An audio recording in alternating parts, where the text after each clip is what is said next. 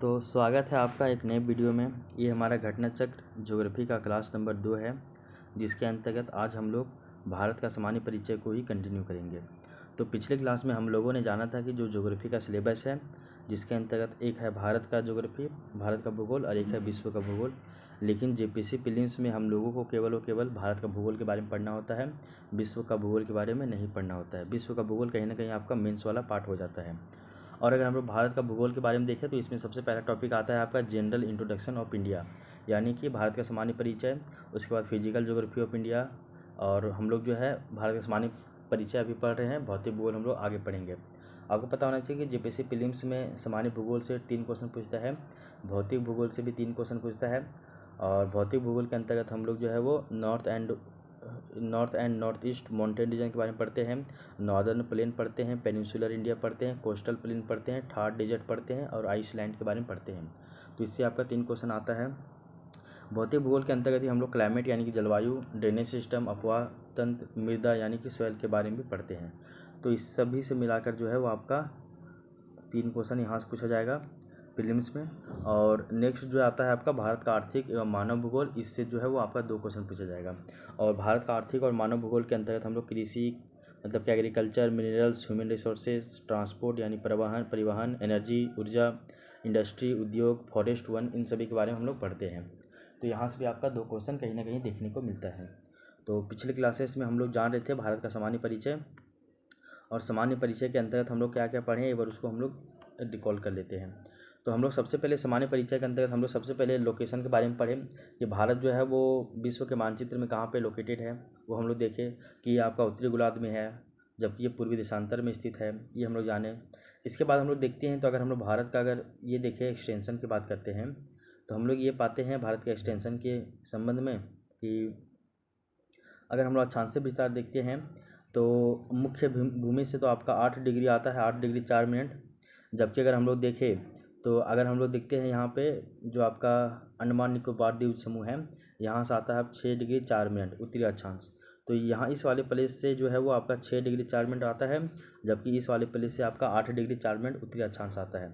इसके अलावा हम लोग जानते हैं कि भारत के नीचे से आपका विषुवत रेखा गुजरता है।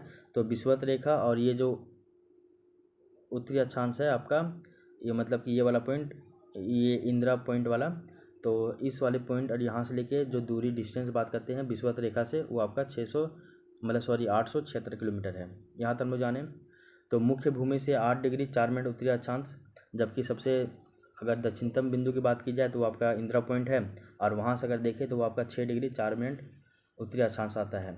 वहीं अगर हम लोग यहाँ बात करें तो ये आपका 37 डिग्री 6 मिनट उत्तरी अक्षांश तक जाता है।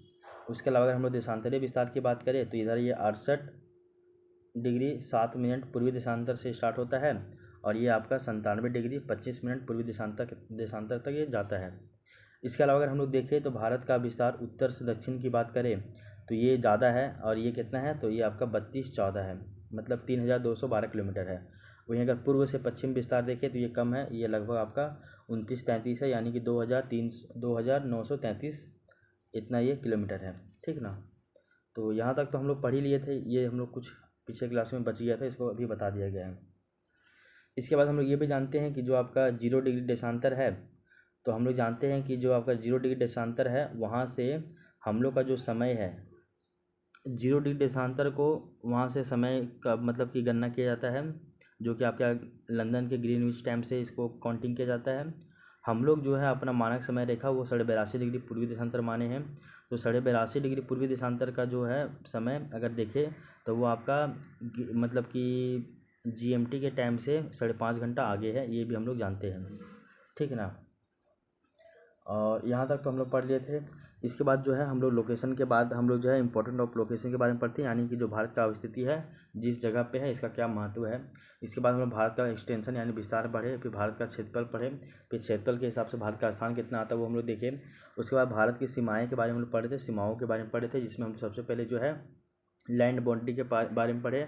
और लैंड बाउंड्री के अंतर्गत हम लोग जाने कि भारत के जो है वो टोटल मतलब कि 8 जो है पड़ोसी देश है। भारत की अगर हम लोग सीमाओं की बात करते हैं तो सीमा 2 तरह से हम लोग देखते हैं, एक आपका स्थलीय सीमा यानी कि लैंड बाउंड्री, और एक है आपका तटीय सीमा। लैंड बाउंड्री की बात करें तो वो आपका किलोमीटर है एनसीईआरटी के अनुसार, लेकिन होम मिनिस्ट्री के अनुसार 15,106 किलोमीटर है, लेकिन हम लोग 15,200 किलोमीटर ही मानेंगे। उसके बाद अगर हम लोग तटीय सीमा की बात करें तो तटीय सीमा जो है वो दो प्रकार में इसको भी बांटते हैं। एक है आपका मुख्य भूमि की तटीय सीमा यानी कि कोस्टल बाउंड्री ऑफ मेनलैंड जो कि 6100 किलोमीटर है। वहीं अगर हम लोग द्वीपीय तटीय सीमा याद कर दें तो द्वीपीय तटीय सीमा की बात करते हैं यानी कि कोस्टल बाउंड्री ऑफ आइसलैंड। तो मेनलैंड का अगर अलग होता है और आइसलैंड का अलग होता है। तो मुख्य भूमि की तटीय सीमा 6100 है, जबकि द्वीपीय जो है भूमि की जो है तटीय सीमा की बात करें तो वो आपका 2094 है। ठीक है ना, ये भी आपको पता होना चाहिए। इसके अलावा हम लोग देखते हैं कि सीमाओं के बीच में क्या क्या विवाद देखने को मिलता है। तो पहले तो हम लोग ये जानें कि भारत का कौन कौन सा है मतलब राज्य जो है वो दूसरे देशों के साथ सीमा लगाता है। तो हम लोग जानें कि भारत के जो है वो टोटल 17 गो राज्य और 1 ठो केंद्र शासित प्रदेश पहले लगता था, लेकिन अब 16 गो राज्य और 2 ठो केंद्र शासित प्रदेश ये दूसरे 7 देशों के साथ ये सीमा साझा करते हैं। तो 16 राज्य कितना बताया, 16 स्टेट और 2 ठो केंद्र शासित प्रदेश जो है वो मतलब कि दूसरे देशों के साथ सीमा साझा करते हैं। केंद्र शासित प्रदेश में बस के लिए 2 ठो याद रखिएगा, कौन कौन देख लीजिए। एक तो है आपका लद्दाख जो कि चीन के साथ बाउंड्री शेयर करता है, और एक है आपका जम्मू कश्मीर जो कि आपका पाकिस्तान के साथ सीमा साझा करता है। तो केंद्र शासित प्रदेश में तो कन्फ्यूजन नहीं रहेगा, बाकी बात जो 16 गो स्टेट है इसी के बारे में कन्फ्यूजन होगा थोड़ा बहुत। तो 2 गो केंद्र शासित प्रदेश, एक है लद्दाख जो कि चीन के साथ मतलब कि सीमा साझा करता है, जबकि एक है जम्मू कश्मीर जो कि पाकिस्तान के साथ सीमा साझा करता है। यहाँ तक हम लोग जान गए हैं। इसके अलावा हम लोग जाने 7 गो देश कौन कौन से हैं। तो हम लोग जाने सबसे पहले अफगानिस्तान के बारे में। अफगानिस्तान से 106 किलोमीटर। फिर जाने पाकिस्तान से 23 किलोमीटर। थर्ड नंबर जाने चीन के बारे में है कि 3488 किलोमीटर। चौथा जाने नेपाल का है 1751 किलोमीटर। भूटान का है 699 किलोमीटर। फिर है आपका म्यांमार का है 1643 किलोमीटर। और उसके बाद जाने हम लोग बांग्लादेश, और बांग्लादेश का सबसे ज़्यादा लॉन्गेस्ट बाउंड्री है 4097 किलोमीटर। ये सभी हम लोग जान गए हैं। इसके अलावा सीमाओं का विवाद यानी कि डिस्प्यूट इन बाउंड्री लैंड ये क्या था, इसके बारे में हम लोग पढ़े कि जो आपका ऐसे देखिए ना हम लोग कि देखिए ये है आपका LAC, क्या है LAC के इस साइड में जो भाग है इसको बोलते हैं अक्साई चीन, और LAC के इस वाले भाग को हम लोग बोलते हैं लद्दाख। पहला मोमेंट ये बताया गया है। दूसरा चीज़ देखिए, एक है यहाँ पे ऐसे लाइन खींचा गया है, ये इसको ऐसे नहीं करो, एक और लाइन यहाँ पे खींचा गया है, और इस लाइन को बोलते हैं हम लोग बोलते हैं LOC। क्या बोलते हैं इसको बोला जाता है LOC। यहाँ LAC है, यहाँ पे LOC है। LOC के नीचे वाले भाग है, इस भाग को हम बोलते हैं जम्मू कश्मीर, और इस वाले भाग को हम लोग बोलते हैं POK। इसको बोले हैं जम्मू कश्मीर और इसको बोले हैं POK। तो ये है LOC के ऊपर में POK है, नीचे में जम्मू कश्मीर है। ये है आपका LAC के इस साइड में है अक्साई चीन, और इस साइड में जो है ये वाला ये आपका है लद्दाख। ये हम लोग जान गए हैं। इसके अलावा एक बहुत ही इंपॉर्टेंट चीज़ है, और वो क्या है वो देखिए, और वो ये वाला है कि यहाँ पे आपका आता है अक्साई चीन। क्या आता है अक्साई चीन, नो सॉरी, यहाँ पे आता है आपका सियाचिन ग्लेशियर, ये जान गए हैं। और सियाचिन ग्लेशियर के जस्ट बगल में यहाँ से ये वाला पॉइंट जो है, ये वाला जो है, ये वाला जो क्षेत्र है, ये वाला क्षेत्र जो है ये आपका gifted to China by Pakistan. इसको ना ये वाला क्षेत्र को चाइना के द्वारा दे दिया गया है पाकिस्तान को, मतलब सॉरी पाकिस्तान के द्वारा दे दिया है चाइना को। तो ये जो विवाद था, इन सभी विवाद के बारे में हम लोग पढ़ लिए, क्या था क्या नहीं था, इसके बारे में हम लोग जान गए हैं। फिर जो है पाकिस्तान के साथ कौन कौन सा बाउंड्री शेयर करता है, नेपाल के साथ कौन करता है, म्यांमार के साथ कौन करता है, वो हम लोग जान गए हैं। और आपको पता होना चाहिए कि म्यांमार से अबर जो है JPSC 2024 में भी क्वेश्चन पूछा गया था, तो ये टॉपिक कहीं ना कहीं बहुत ज़्यादा इंपॉर्टेंट हो जाता है। तो हम लोग स्थलीय सीमा के बारे में पढ़ लिए थे हम लोग। तो आज हम लोग जो है वो स्थलीय सीमा के बाद हम लोग पढ़ेंगे जो आपका सागरीय सीमा है यानी कि जो मरीन बाउंड्री है, तो इस मरीन बाउंड्री के बारे में हम लोग पढ़ेंगे। तो आइए आज की क्लास हम लोग स्टार्ट करते हैं यहाँ से। पिछले क्लास में जो भी हम लोग पढ़े थे इसका एक ब्रीफ इंट्रोडक्शन आपको अभी तक दे दिया गया है। तो अगर हम लोग देखें, अगर हम लोग स्थलीय सीमा की बात करें तो स्थलीय सीमा के अंतर्गत हम लोग सबसे पहले क्या क्या देखते हैं वो देखिए, यहाँ से जो है वो आपका स्थलीय सीमा स्टार्ट हो जाता है, मतलब सॉरी तटीय मतलब ये सागरीय सीमा स्टार्ट हो जाता है।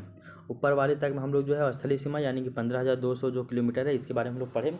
यहाँ से हम लोग जो है वो स्थलीय सीमा के बारे में पढ़ना स्टार्ट करेंगे।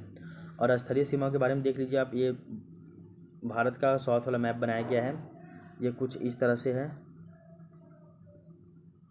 ऐसे करके है मैप, ठीक है ना। और हम लोग जानते हैं कि यहाँ पे जो है वो आपका, यहाँ पे ये राजस्थान वाला क्षेत्र है, ये तटीय सीमा में नहीं आता है। यहाँ पे आपका गुजरात है, यहाँ पे आपका महाराष्ट्र है, बीच में आपका गोवा है, उसके बाद नीचे में कर्नाटक है और उसके नीचे केरल है। तो ये राजस्थान को छोड़ दीजिए, ये गुजरात, ये महाराष्ट्र, ये गोवा, ये कर्नाटक और ये केरल, यहाँ तक आपको पता चल गया है। इसके बाद हम लोग जो है नेक्स्ट जो है हम लोग इस साइड की बात करते हैं। तो इस साइड में देखिएगा तो यहाँ पे आपका वेस्ट बंगाल है, ठीक है, यहाँ पे वेस्ट बंगाल है, यहाँ पे उड़ीसा है, उड़ीसा के नीचे में आंध्र प्रदेश है और यहाँ पे तमिलनाडु है। तो कहने का अर्थ है कोस्टल रीजन की बात करेंगे, यानी कि तटीय सीमा की बात करेंगे तो इसमें टोटल 9 आपके राज्य आ जाएंगे। 5 राज्य इस साइड आएंगे और 4 गो राज्य इस साइड आएंगे। कितने? 4। 5 गो राज्य इस साइड कौन कौन आएंगे? तो आपके गुजरात, महाराष्ट्र, गोवा, कर्नाटक और केरल आएगा। 4 राज्य इधर वेस्ट बंगाल, उड़ीसा और आंध्र प्रदेश और तमिलनाडु आएगा, ठीक है। बस यहाँ तक वाले पॉइंट को आपको पता होना चाहिए एटलीस्ट, ठीक है। तो हम लोग जान गए हैं। तो इधर जानिए गुजरात और महाराष्ट्र है, नीचे में कर्नाटक है और केरल है, और दोनों को जोड़ रहा है गोवा, समझ लीजिए। तो गुजरात, महाराष्ट्र, नीचे में कर्नाटक, केरल, बीच में गोवा। इसके बाद इधर देखिए वेस्ट बंगाल, उड़ीसा, वेस्ट बंगाल, उड़ीसा और नीचे में आंध्र प्रदेश, तमिलनाडु, आंध्र प्रदेश, तमिलनाडु। तेलंगाना बीच में आता है, तो ये तेलंगाना बीच में है, यहाँ तो इसका कोई महत्व नहीं बनता है, ठीक है ना। इस वाले पॉइंट को भी याद रखिएगा। अब देखिए इसके बारे में कुछ इंपॉर्टेंट बात बताया गया है, उसको एक बार आप पढ़ लीजिए। तो बताया गया कि तटीय सीमा की लंबाई के अनुसार अवरोही क्रम। तो तटीय सीमा की लंबाई के अनुसार बताना है कि सबसे ज़्यादा लंबाई किसका है, कौन सा राज्य है जिसका तटीय सीमा से लंबाई सबसे ज़्यादा है। तो पहला नंबर आता है आपका गुजरात, गुजरात का याद रखिएगा, पहला नंबर किसका है, तो गुजरात का है। और गुजरात का जो तटीय सीमा है वो आपका लगभग 1214 किलोमीटर है। कितना? 1214 किलोमीटर। और सबसे कम की अगर बात कीजिएगा तो वो स्वाभाविक सी बात है, वो गोवा का ही हो जाएगा, और गोवा का मात्र 101 किलोमीटर है। मतलब समझिए कि रांची से हजारीबाग इतना जो डिस्टेंस है, उतना डिस्टेंस आपका गोवा का टच करता है समुद्र के साथ। तो गुजरात 1214 किलोमीटर, जबकि गोवा मात्र 101 किलोमीटर टच करता है। इसका मरीन बाउंड्री है गोवा का। अगर हम लोग देखें तो इसका ना सीक्वेंस भी पूछा जाता है। तो नोट हो आपको तो बताया गया था, 9 स्टेट है टोटल, 9 स्टेट का सीक्वेंस भी आपको पता होना चाहिए। पहला नंबर में आता है आपका क्या, तो गुजरात, पहला नंबर गुजरात, उसके बाद आंध्र प्रदेश, फिर है तमिलनाडु, उसके बाद महाराष्ट्र, उसके बाद केरल, उसके बाद उड़ीसा, उसके बाद कर्नाटक, उसके बाद वेस्ट बंगाल, उसके बाद गोवा, ठीक है ना। तो ऐसे करके सीक्वेंस भी याद कर लीजिएगा आप, ठीक है ना, सीक्वेंस भी पूछा जाता है। इसको आप बार बार मैप में देखिएगा, तो मैप में देखने के साथ ही आपको ये याद हो जाएगा, ठीक है ना। तो मैप में देखकर इसको याद कीजिएगा। इसके बाद देखिए यहाँ पे पुडुचेरी के बारे में बताया गया है कि पुडुचेरी जो था वो 1954 में इंडिया में इसको शामिल किया गया पुडुचेरी को। और पुडुचेरी जो है उसको फ्रांसीसियों के अधीन पहले, मतलब वो पुडुचेरी जो है वो पहले फ्रांसीसियों के अधीन था। ये वाले पॉइंट को भी आपको पता होना चाहिए। अब देखिए बहुत ज़्यादा ना कभी कभी कन्फ्यूजन होता है कि पुडुचेरी कहाँ है, आपका कराईकल कहाँ है, फिर आपका जो है यनम कहाँ है, ये सभी के बारे में आपको पता होना चाहिए। तो ये देख लीजिए भारत का दक्षिण वाला मानचित्र है। तो हम लोग जानते हैं कि आपका पहले गुजरात है, यहाँ पर आपका महाराष्ट्र है, ये जो है ये आपका महाराष्ट्र है, महाराष्ट्र नीचे आपका ये वाला एरिया जो है वो गोवा है, ये आपका कर्नाटक है और ये वाला आपका केरल है, ठीक है ना। इसका इधर देखिएगा तो ये आपका तमिलनाडु है, ये आपका आंध्र प्रदेश है। यहाँ तक आपको समझ में आ गया होगा। अब देखिए महाराष्ट्र केरल का बात छोड़ दीजिए, गोवा का भी छोड़ दीजिए, केरल जो है ना, केरल में ही एक प्लेस है जिसको बोलते हैं माहे। तो ये जो प्लेस है ये केरल में ही है, इसका नाम है माहे। क्या नाम है? माहे, ठीक है ना। इस वाले पॉइंट को याद रखिएगा, ये क्या है, तो ये माहे है, ठीक है। उसके बाद आप देखिएगा तो तमिलनाडु में 2 क्षेत्र याद करना है, एक है आपका पुडुचेरी और एक है आपका कराईकल। तो तमिलनाडु में 2 क्षेत्र, एक है पुडुचेरी और एक है कराईकल। इसके बाद आंध्र प्रदेश में देखिएगा, और आंध्र प्रदेश में एकदम ऊपर के साइड में देखिएगा तो वो है आपका यनम, ठीक है ना। तो ये यनम याद रखिएगा, यनम आंध्र प्रदेश में है। तमिलनाडु जो है उस वहाँ पे पुडुचेरी और कराईकल है, जबकि केरल में आपका माहे है। इस वाले पॉइंट को याद रखिएगा। इधर तो हम लोग जानते हैं आपका बे ऑफ बंगाल है, इधर आपका अरबियन सी है, यहाँ तक तो हम लोग जान गए, ये सब पूरा आपका पानी है। और ये आपका हिंद महासागर है, ये आपका हिंद महासागर है। हिंद महासागर की 2 शाखा हो जाएगी, एक आपका बंगाल खाड़ी और एक आपका अरब सागर। इसके बाद देखिएगा ये गुजरात वाला भी रीजन बताया गया है कि गुजरात वाले जो रीजन है इस वाले भाग को बोलते हैं कच्छ, ठीक है ना। ये पूरा गुजरात है आपका, ये है ऐसे करके जो 2 निकला हुआ है ना, तो ये तो आपका कच्छ कहलाएगा, जबकि ये जो है वो काठियावाड़ पेनिनसुलर यानी कि काठियावाड़ प्रायद्वीपीय क्षेत्र कहलाएगा, काठियावाड़ का पठार है ना, या फिर इसको काठियावाड़ पेनिनसुला बोलते हैं, ठीक है ना। उसके बाद ऐसे करके है, तो यहाँ पे जो पानी ऐसे से बह रहा है ना, तो ये पानी जो बह रहा है इस वाले भाग को क्या कहा जाता है, देखिए इस वाले भाग को जो है, इस वाले भाग को गल्फ ऑफ खंबात कहा जाता है, यानी खंबात की खाड़ी कहा जाता है। तो इस वाले भाग को खंबात की खाड़ी, इस वाले भाग को काठियावाड़ का पेनिनसुलर, काठियावाड़ पेनिनसुलर, और इस वाले भाग को कच्छ का मैदान कहा जाता है। तो ये वाला पॉइंट भी आपको पता होना चाहिए यहाँ तक, ठीक है ना। इसके बाद देखिएगा तो आप काठियावाड़ जो प्लेन है, तो काठियावाड़ प्लेन पेनिनसुलर है, इसके जस्ट नीचे में ही आपका एक आता है प्लेस जिसका नाम है दीव। क्या है, दीव, दमन नहीं, ये क्या है, दीव। तो ये दीव या यहाँ पे है, इसको याद रखिएगा। उसके बाद आप देखिएगा दीव के ही जस्ट सीधे में आप देखिएगा, इस तरह दीव के सीधे में ही आपका अंदर में करके थोड़ा सा एक प्लेस और है जिसका नाम है दमन। क्या नाम है, दमन। तो यहाँ पे आपका दमन है। तो ऐसे करके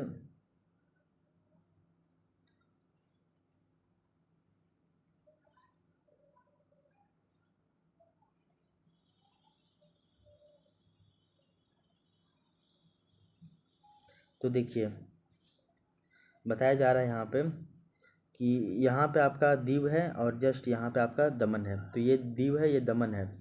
ये वाला रीजन जो है वो आपका गल्फ ऑफ खंबात है, ये आपका काठियावाड़ पेनिनसुलर है, ये आपका कच्छ का रण है, और ओवरऑल देखें तो ये गुजरात है। ये आपका अरबियन सी वाला एरिया है, ये हम लोग समझ गए हैं। तो ये काफ़ी ज़्यादा इंपॉर्टेंट होता है और बहुत ज़्यादा इसमें कन्फ्यूजन होता है कि ये यनम कहाँ है, पुडुचेरी कहाँ है, कारिकल कहाँ है, माहे कहाँ है, काठियावाड़ पेनिनसुलर, कच्छ का रण, खंबात की खाड़ी, दीव कहाँ है, दमन कहाँ है। तो आई होप अब आपको दिक्कत नहीं होगा। तो इस वाले पॉइंट को भी याद रखिएगा। और जो पहले पुडुचेरी था वो 1954 से पहले मतलब कि इंडिया में शामिल नहीं था, इसको 1954 में इंडिया में शामिल किया गया और ये पहले फ्रांसीसियों के अधीन था, ठीक है ना। तो आई होप ये वाला पॉइंट आपको समझ में आ गया होगा, ठीक है ना। अब देखिए बताया जाता है कि मुख्य भूमि की जो है तटीय सीमा पर 2 केंद्र शासित प्रदेश है। अब हम लोग देखते हैं, अगर बात की जाए तो हम लोग देखते हैं ना कि 2 जो ये केंद्र शासित प्रदेश वो तो एकदम पूरा द्वीप में ही है आपका स्थित है। एक आपका लक्षद्वीप और एक आपका अंडमान निकोबार द्वीप समूह, दोनों तो आपका पानी में ही, पानी के बीचों बीच में है। अगर हम लोग मुख्य भूमि की बात करें तो मुख्य भूमि का जो तटीय सीमा है यहाँ पे, मुख्य भूमि में देखेंगे तो हम लोग दिल्ली को देखते हैं, चंडीगढ़ को देखते हैं, ये सभी तो एकदम पूरा बीचों बीच में है, मुख्य मतलब अंदर में है। लेकिन अगर हम लोग कोस्टल रीजन पे देखें तो कोस्टल रीजन पे 2 जो है वो आपका मतलब तटीय सीमा है, एक है आपका पुडुचेरी और एक है आपका लक्षद्वीप। कन्फ्यूजन वाला पॉइंट है ना ये, इसको स्किप कीजिए, हटाइए। आप आगे देखिए सागरीय सीमा, तो सागरीय सीमा का विभाजन कैसे होता है, यानी कि मरीन बाउंड्री का विभाजन कैसे होता है वो देखिए। इसके लिए आप याद रखिएगा, एक होता है आपका अनक्लोज। अनक्लोज का जो है फुल फॉर्म होता है united nation convention on law of sea. तो united nation convention on law of sea, इसका ये होता है फुल फॉर्म अनक्लोज का। और इसका हिंदी होता है संयुक्त राष्ट्र समुद्री कानून अभिसमय। तो संयुक्त राष्ट्र समुद्री कानून अभिसमय, इसका गठन 1982 में हुआ था। ये विश्व में लागू हुआ था 1994 में, और इसको भारत के द्वारा अपनाया गया था 1995 में। और यही जो है वो अनक्लोज के द्वारा ही किसी भी देश का जो है वो समुद्री सीमा का निर्धारण होता है। अब अनक्लोज के बारे में बताया जा रहा है कि विश्व में समुद्रों पर किसी भी देश का अधिकार तथा जिम्मेदारियों का निर्धारण जो है वो अनक्लोज के द्वारा किया जाता है। कि विश्व में जितना भी समुद्र है तो किस समुद्र पे किस देश का अधिकार है, किसका नहीं है, इन सभी का जो है वो डिसाइड कौन करता है, तो वो अनक्लोज के द्वारा ही किया जाता है। क्लासिफिकेशन पार्ट ऑफ अनक्लोज, यानी कि अनक्लोज के द्वारा जो है टोटल 5 क्षेत्र डिवाइड किया जाता है अनक्लोज के द्वारा। अनक्लोज के द्वारा जो है वो 5 क्षेत्र में डिवाइड किया जाता है किसी भी जो है मरीन बाउंड्री को। पहला है आपका आंतरिक सागर यानी कि इंटरनल सी। दूसरा है प्रादेशिक क्षेत्र या फिर सागर यानी कि रीजनल सी। तीसरा है आपका अविच्छिन्न मंडल, अविच्छिन्न मंडल को हम लोग बोलते हैं कॉन्टिजिवस जोन। चौथा है आपका अनन्य आर्थिक मंडल यानी कि एक्सक्लूसिव इकोनॉमिक जोन। और पांचवा है आपका उच्च सागर यानी कि हाई सी। ये अनक्लोज के द्वारा क्लासिफिकेशन किया जाता है 5 तरह से मरीन बाउंड्री को: इंटरनल सी, रीजनल सी, कॉन्टिजिवस जोन, एक्सक्लूसिव इकोनॉमिक जोन और हाई सी। ये 5 को डिवीजन जो है वो डिवीजन किया जाता है। अब देखिए हम लोग जानते हैं कि कोई भी देश का जो बाउंड्री होता है वो एकदम ऐसे स्ट्रेट नहीं होता है। स्ट्रेट नहीं होता बल्कि कैसे होता है, तो वो इस तरह से होता है, हमेशा याद रखते हैं हम लोग, ऐसे ऐसे ऐसे ऐसे ऐसे ऐसे होता है।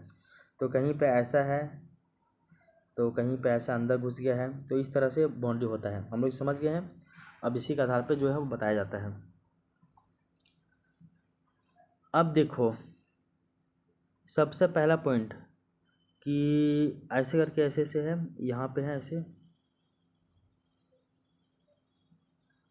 सबसे पहले तो इस वाले पॉइंट को मिलाया जाता है ऐसे करके, यहाँ से लेके यहाँ तक, और इस वाले पॉइंट को ऐसे मिलाकर ऐसे कर देते हैं कि कहाँ कहाँ तक जो है वो आपका पानी आ रहा है, यहाँ तक क्षेत्र हम लोग ऐसे मिला देते हैं। तो ये जो पहला रीजन बन गया है, इसको हम लोग बोल देते हैं आपका मतलब कि इंटरनल सी, इसको बोलते हैं आंतरिक। ठीक है ना, इसको क्या बोलते हैं, आंतरिक बोलते हैं इसको बोलते हैं आंतरिक। पहला पॉइंट यहाँ तक समझ में आ गया होगा आपको, ये दिक्कत नहीं होगा। आंतरिक जो है वो आपका 0 नॉटिकल माइल तक होता है। कितना होता है, 0 नॉटिकल माइल तक होता है। पहले तो हम लोग ऊपर खबर है तो इसको हम लोग पहले बराबर कर लिए, वो हम लोग क्या कहलाता है, 0 नॉटिकल माइल। अब वहाँ से हम लोग काउंट करेंगे, नहीं तो कभी कभी ये कन्फ्यूजन होगा ना कि कभी जो है यहाँ से आपका, यहाँ से काउंट करेंगे तो इतना दूर में आएगा, यहाँ से काउंट करेंगे तो इतने ही दूर में आएगा, तो फिर ऐसे काटिएगा, फिर ऐसे कीजिएगा, फिर यहाँ से आएगा तो यहाँ, फिर आपका ऐसे हो जाएगा, फिर यहाँ से कीजिएगा तो इसका यहीं पे आ जाएगा। तो इस तरह से प्रॉब्लम ना हो इसलिए हम लोग पहले तो सबको बराबर करते हैं। इसको बोलते हैं आंतरिक क्षेत्र या फिर आंतरिक सी, यानी कि आंतरिक सागर कहते हैं इसको। बराबर कर दिए ये 0 नॉटिकल माइल तक। अब यहाँ से काउंट किया जाता है 0 नॉटिकल माइल से जो आपका 12 नॉटिकल माइल है, इस वाले रीजन को बोलते हैं प्रादेशिक सागर। क्या बोलते हैं, प्रादेशिक सागर। और या ये जो है ये आपका संप्रभु क्षेत्र है, यानी कि यहाँ पे जो है वो केवल और केवल आपका अधिकार है। यहाँ पे आप कुछ भी कीजिए, बाहरी रोक टोक आपको किसी भी तरह का नहीं होगा। तो 12 नॉटिकल माइल तक जो है आपका प्रादेशिक सागर है, यानी कि रीजनल सी है, और ये आपका पूरी तरीके से समुद्री यहाँ पे मतलब संप्रभु क्षेत्र है ये। फिर है 12 नॉटिकल माइल से 24 नॉटिकल माइल तक, यानी कि 12 किलोमीटर, 12 नॉटिकल माइल। फिर देखिएगा तो नेक्स्ट जो आपका 12 नॉटिकल माइल से लेके 24 नॉटिकल माइल, यानी कि 12 नॉटिकल माइल और भी उसमें ऐड कर देंगे, उस वाले क्षेत्र को बोला जाता है अविच्छिन्न मंडल। क्या, अविच्छिन्न मंडल। और अविच्छिन्न मंडल को हम लोग जानते हैं कि कॉन्टिज्यूअस जोन कहते हैं इसको। क्या कहते हैं, कॉन्टिज्यूअस जोन कहते हैं। और यहाँ पे आपका साफ सफाई, राजस्व यानी कि रिवेन्यू होता है। यहाँ पे आपका आवर्जन को रोकने का अधिकार था। आवर्जन कहने का मतलब है कि कोई बाहर देश के लोगों को यहाँ पे आने के लिए आप मना कर सकते हो। ठीक है ना, ये होता है क्या, तो आपका आवर्जन मतलब यहाँ पे होता है, मतलब आप किसी को भी आने से यहाँ पे रोक सकते हो, यहाँ पे आपका अधिकार है। संप्रभु क्षेत्र में तो कोई सोच भी नहीं सकता है। और आपका जो है 12 नॉटिकल माइल, जिसको अविच्छिन्न मंडल कहते हैं, यहाँ पे भी मतलब कि आने जाने पे रोक लगाने का आपके ऊपर अधिकार है। आप चाहे तो लगा भी सकते हो, आप चाहे तो नहीं भी लगा सकते हैं। उसके बाद 12 नॉटिकल माइल से हम लोग देख लें 24 नॉटिकल माइल तक तो आपका अविच्छिन्न मंडल है। उसके बाद 24 नॉटिकल माइल से लेकर वो आपका 200 नॉटिकल माइल, यानी कि इसमें हम लोग जोड़ देते हैं 176 नॉटिकल माइल को। और तो 24 नॉटिकल माइल से लेकर जो आपका 200 नॉटिकल माइल है, यहाँ तक का क्षेत्र को हम लोग बोलते हैं क्या, अनन्य आर्थिक मंडल, यानी कि EEZ। इसको बोला जाता है एक्सक्लूसिव इकोनॉमिक जोन। तो हम लोग जान गए इसको क्या बोलते हैं, एक्सक्लूसिव इकोनॉमिक जोन कहते हैं। इसमें आपका खनन होता है, यहाँ पे आपके नए नए द्वीपों का निर्माण होता है, यहाँ पे अनुसंधान का अधिकार होता है। यहाँ समझ गए हैं। तो जो आपका एक्सक्लूसिव इकोनॉमिक जोन है, यहाँ पे खनन, नए द्वीपों का निर्माण और अनुसंधान का कार्य वगैरह यहाँ पे हो सकता है। उसके बाद 200 नॉटिकल माइल के बाद जितना भी क्षेत्र है उसको हम लोग हाई सी यानी कि उच्च सागर के रूप में हम लोग इसको डिवाइड करते हैं। और यहाँ पे सभी देशों को समान अधिकार होता है। यहाँ पे अफ्रीका का कोई देश आ जाएगा उसको भी उतना ही अधिकार है। यहाँ पे यूरोप महाद्वीप का कोई देश आ जाएगा उसको भी उतना ही अधिकार है। मतलब किसी के ऊपर भी रोक टोक और किसी के ऊपर भी कुछ भी पाबंदी नहीं लगा सकते। वो जो करना चाहे यहाँ कर सकता है, कोई मतलब नहीं बनता है। तो ये आपको पता होना चाहिए। सबसे पहले तो एक क्षेत्र को जो है वो बराबर किया गया इस वाले रीजन को, ताकि एक यहाँ से मतलब बराबर किया गया 0 नॉटिकल माइल तक, ताकि यहाँ से काउंटिंग हम लोग फिर पूरी तरीके से स्टार्ट कर सकें। इसको बोलते हैं आंतरिक सी या आंतरिक क्षेत्र बोलते हैं। यहाँ से 12 नॉटिकल माइल, इसके इस वाले रीजन को हम लोग प्रादेशिक सागर यानी कि रीजन बोलते हैं, रीजनल सी बोलते हैं। फिर 12 नॉटिकल माइल में फिर 12 और जोड़ देते हैं, यानी कि 24 नॉटिकल माइल तक इस वाले क्षेत्र को हम लोग बोलते हैं अविच्छिन्न मंडल, यानी कि कॉन्टिग्यूअस जोन। उसके बाद 24 नॉटिकल माइल में हम लोग 176 नॉटिकल माइल और जोड़ देते हैं, यानी कि 200 नॉटिकल माइल तक का जो क्षेत्र है इसको हम लोग बोलते हैं अनन्य आर्थिक मंडल, यानी कि EEZ इकोनॉमिक एक्सक्लूसिव जोन कहते हैं। यहाँ पे आपका खनन, नए द्वीपों का निर्माण, अनुसंधान, ये सभी हो सकता है। तो ये आपका 5 तरह का विभाजन किया जाता है अनक्लोज के द्वारा। अनक्लोज का फुल फॉर्म होता है united nation convention on law of sea. ये हम लोग पढ़ चुके हैं, ठीक है। अब इसमें आपको किसी भी तरह का कोई भी कन्फ्यूजन नहीं होना चाहिए।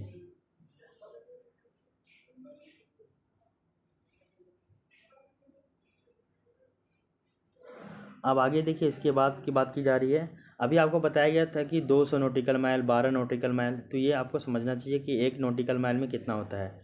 1 नॉटिकल माइल यानी कि आपका 1 समुद्री मील। 1 समुद्री मील में जो है वो आपका 1824 किलोमीटर होता है। 1800 नहीं, मतलब कि 1.824 किलोमीटर होता है, यानी कि लगभग 1.8 किलोमीटर होता है। मतलब कि 1 किलोमीटर में 1000 मीटर, तो 1000 मीटर इधर हो गया और इधर आपका 800 जो है वो मीटर इसमें आ जाएगा, तो लगभग 1.5 किलोमीटर मान लीजिए। तो 1 नॉटिकल मील में आपका 150 किलोमीटर होगा। और इसको अगर गज के माप में अगर गज देखें तो इसमें गज जो होगा 72,960 इंच होगा। ये सब इम्पॉर्टेंट नहीं है, ये सब को आप भूल जाइए। एक जो है आपका मानक मील, मानक मील को हम लोग बोलते हैं स्टैंडर्ड मील, मतलब मानक मील इसको हम लोग बोलते हैं स्टैंडर्ड माइल। तो स्टैंडर्ड माइल जो है वो आपका 1.5 होता है, लगभग 1.5 किलोमीटर होता है। और जबकि नॉटिकल माइल यानी कि समुद्री मील की बात करें तो वो आपका 1.8 होता है, ठीक है ना। बस इतना आपको पता होना चाहिए इस वाले पॉइंट को।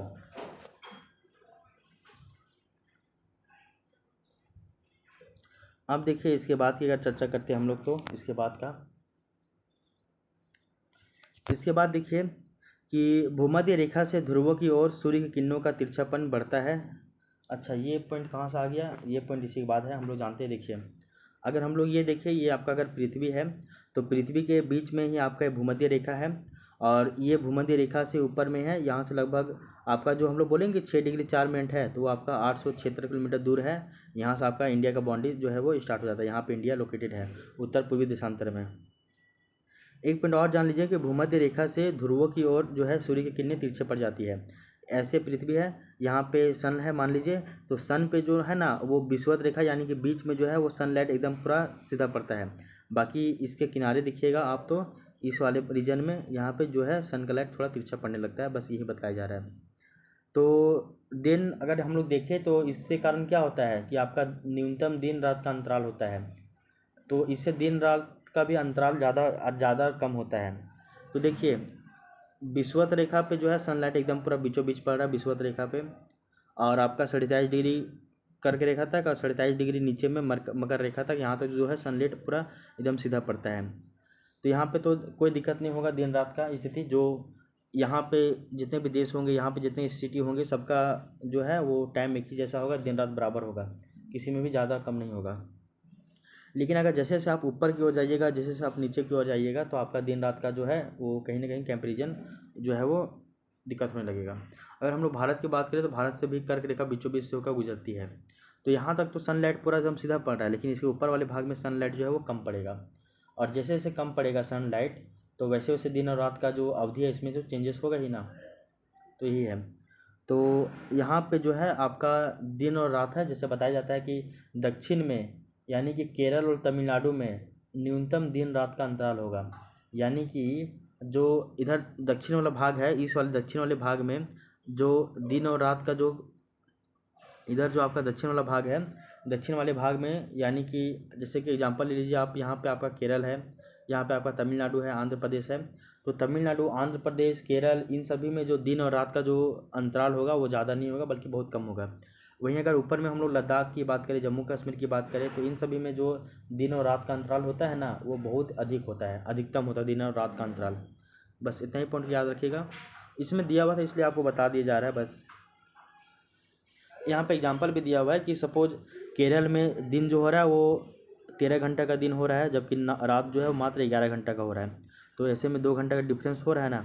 वहीं अगर लद्दाख की बात करेंगे तो लद्दाख में दिन जो है मात्र 9 घंटा का हो रहा है, जबकि रात वहाँ पे 15 घंटा का हो रहा है। यानी कि अब यहाँ देखिए डिफरेंस जो हो रहा है वो 6 घंटा का हो जाएगा, ठीक है ना। इसके अलावा एक पॉइंट और भी जान लीजिए आप कि ऊपर में आपका लक्षद्वीप है, नीचे में आपका मालदीव है। तो लक्षद्वीप और मालदीव के बीच में एक चैनल है जिसको बोलते हैं 8 डिग्री चैनल। क्या बोलते हैं? 8 डिग्री चैनल। तो इस वाले पॉइंट को भी आप याद रखिएगा। तो बस इतना ही पॉइंट था, यहाँ तक आपको पता होना चाहिए। आगे देखो, दिन उत्तरायण मैक्सिमम 27 डिग्री तक ही होता है। हम लोग पृथ्वी का झुकाव 27 डिग्री है। हम लोग ये भी जानते हैं कि पृथ्वी जो अपने अक्ष पे 27 डिग्री टिल्टेड है, यानी कि झुका हुआ भी है। और हम लोग ये भी जानते हैं कि जो सन का जो उत्तरायण और दक्षिणायन होता है वो आपका 0 डिग्री से लेकर 27 डिग्री उत्तर और 0 डिग्री से लेकर 27 डिग्री दक्षिण, यानी कि कर्क रेखा से लेकर मकर रेखा के बीच में यहीं तक जो है वो आपका क्या होता है? उत्तरायण और दक्षिणायन होता है सन का। ठीक है ना, यहाँ तक हम लोगों को पता है ये वाला पॉइंट। अब हम लोग जो लास्ट टॉपिक है हम लोग यहाँ पढ़ रहे थे ना कि आपका लोकेशन पढ़ लिए, इंपॉर्टेंट ऑफ लोकेशन पढ़ लिए, बाउंड्री पढ़ लिए, एरिया पढ़ लिए, एक्सटेंशन पढ़ लिए, बाउंड्री का जो विवाद था डिस्प्यूट इन बाउंड्री ये पढ़ लिए, मरीन बाउंड्री पढ़ लिया अनक्लोज के द्वारा। अब हम लोग देखते हैं भारत एक उपमहाद्वीप के रूप में, यानी कि इंडिया एज ए सब कॉन्टिनेंट है, तो इसका क्या हम लोगों को फ़ायदा देखने को मिलता है, इसके बारे में हम लोग देखते हैं। तो हम लोग सबसे पहले देखते हैं, ये चीज़ देख लीजिए, ऐसा इसी में है, इसके बारे में हम लोग पढ़ रहे हैं। ये देखिए आपका भारत का मैप दिया हुआ है, साउथ मैप दिया हुआ है। हम लोग ये देखते हैं कि एक बताया था ना आपको कि गल्फ ऑफ खंबात वो तो आपका गुजरात में था, लेकिन एक होता है आपका गल्फ ऑफ मन्नार। तो गल्फ ऑफ जो मन्नार है वो श्रीलंका और आपके इंडिया के बीच में नीचे वाले एरिया को हम लोग बोलते हैं गल्फ ऑफ आपका मन्नार। क्या है? Gulf of Mannar. ये है आपका श्रीलंका, ये है आपका भारत। ठीक है ना, श्रीलंका और भारत को जोड़ने वाला जो पुल है इसको बोलते हैं पाक जल संधि। क्या बोलते हैं? पाक जल संधि, यानी कि पाक स्ट्रेट ये बोलते हैं। इसके बाद देख लीजिएगा, ये एक ऐसा करके ऊपर में है, इसको हम लोग बोलते हैं पंबन द्वीप। इसके बाद ऐसे करके और भी है, ये सबको बोलते हैं आपका आदम ब्रिज, यानी कि एडम पुल, एडम ब्रिज बोलते हैं, यानी कि आदम का पुल। इसी को हम लोग बोलते हैं राम सेतु भी। यहाँ तक आपको पता होना चाहिए। इसके बाद यहाँ पे है आपका ये वाला, समझिए कि पाक जल संधि है। उसके बाद एक और ये द्वीप है, उसको बोलते हैं तिलैया मन्नार। ओवरऑल सब द्वीप को हम लोग बोल देंगे पाक जल संधि, मतलब सॉरी क्या बोलते हैं, ओवरऑल सभी द्वीप को हम लोग बोल देंगे आदम का पुल, यानी कि एडम ब्रिज बोल देंगे। लेकिन इसमें भी नामकरण किया गया है। ठीक है ना, ऊपर वाले का नाम पंबन द्वीप है, नीचे वाले का नाम तिलैया मन्नार है, बीच वाले का नाम पाक जल संधि है, ऐसा करके याद रखिएगा। और इसके बीच में जो ये पानी बह रहा है इसको हम बोलते हैं गल्फ ऑफ मन्नार। क्या बोलेंगे? Gulf of Mannar. और ये आपका पाक जल संधि है, पाक जल संधि इसको जोड़ रहा है। तो बस इतना याद रखिएगा कि पंबन द्वीप, पाक जल संधि, तिलैया मन्नार, आदम का पुल, राम सेतु, गल्फ ऑफ मन्नार, ये सभी भारत और श्रीलंका के बीच में देखने को मिलते हैं। अब देखो कोई कोई ना हमारे यहाँ हम लोग बात किए ना कि कोई कोई ऐसे भी राज्य हैं जो कि लैंड बॉर्डर बनाते हैं, यानी कि 15,200 वाला। बहुत सारे जो है नोट हो राज्य ऐसे भी हैं कि जो आपका कोस्टल बाउंड्री बनाते हैं, यानी कि 6100 जो है मुख्य भूमि का आपका तटीय सीमा, और एक हम लोग देखते हैं तटीय सीमा द्वीप का देखते हैं जो कि आपका 2094 है। ठीक है ना, और ओवरऑल मिला दें तो 75 आपका 16 हो जाता है। कितना? 75 16 ना, तो वो हो जाता है आपका मतलब कि 75-16 किलोमीटर हो जाता है। आप कई सारे ऐसे भी स्टेट हैं जो कि आपका लैंडलॉक है, यानी कि उसका किसी के साथ संबंध नहीं है, जैसे कि मध्य प्रदेश, झारखंड, तेलंगाना, छत्तीसगढ़, हरियाणा। ये सभी ऐसे स्टेट है कि जो आपके बीचों बीच में ये कवर है, ना तो इनका स्थलीय बाउंड्री है ना ही इसका सागरीय बाउंड्री है। यहाँ तक हम लोग पढ़ लिए हैं। अब हम लोग देखते हैं भारत एक उपमहाद्वीप के रूप में इसका क्यों इम्पोर्टेंट है वो देखिए। हम लोग जानते हैं कि ये वर्ल्ड का मैप ले तो ये आपका तो अफ्रीका हो गया। अफ्रीका के बाद ये वाला इलाका हम लोग देखते हैं ये आपका इंडिया हो जाता है। इंडिया के ऊपर में आपका हिमालय का पर्वत श्रेणी है, ये इसको इंडियन सब कॉन्टिनेंट कहते हैं, जिसके अंतर्गत हम लोग भारत, पाकिस्तान, नेपाल, भूटान, म्यांमार, अफगानिस्तान सबको शामिल करते हैं। यहाँ बोला जा रहा है इंडिया एक उपमहाद्वीप के रूप में, यानी कि इंडिया एज ए सब कॉन्टिनेंट, जिसके अंतर्गत इंडिया, बांग्लादेश, नेपाल, भूटान, पाकिस्तान, अफगानिस्तान इन सभी को हम लोग मुख्य रूप से शामिल करते हैं।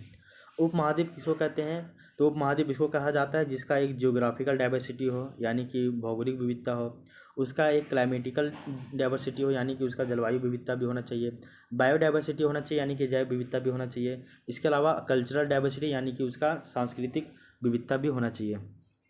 तो जिनका ये सब देखने को मिलता है उसको हम लोग मुख्य रूप से उपमहाद्वीप कहते हैं। तो भारत एक उपमहाद्वीप के रूप में है, ये भी हम लोग जानते हैं।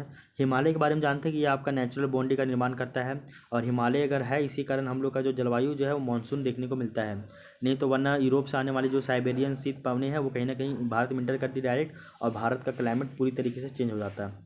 तो हम लोग भारत का क्लाइमेट बोलते हैं ना उष्णकटिबंधीय मानसूनी जलवायु। उष्णकटिबंधीय क्यों है वो तो हम लोग जान गए हैं, मानसूनी जलवायु क्यों है वो भी हम लोग समझ गए हैं, ठीक है ना।